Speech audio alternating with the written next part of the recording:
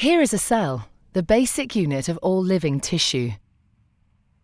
In most human cells, there is a structure called the nucleus. The nucleus contains the genome.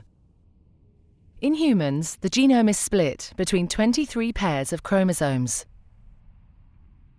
Each chromosome contains a long strand of DNA, tightly packaged around proteins called histones. Within the DNA are sections called genes. These genes contain the instructions for making proteins. When a gene is switched on, an enzyme called RNA polymerase attaches to the start of the gene.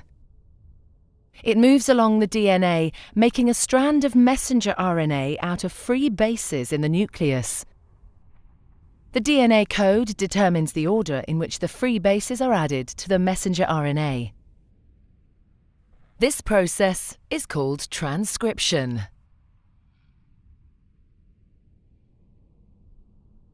Before the messenger RNA can be used as a template for the production of proteins, it needs to be processed. This involves removing and adding sections of RNA. The messenger RNA then moves out of the nucleus into the cytoplasm.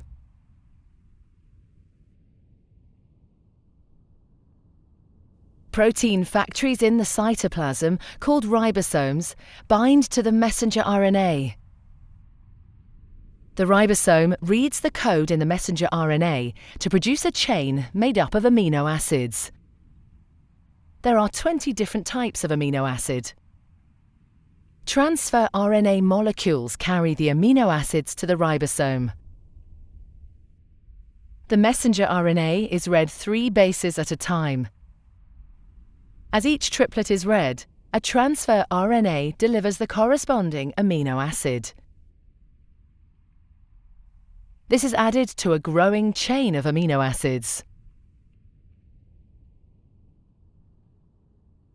Once the last amino acid has been added, the chain folds into a complex 3D shape to form the protein.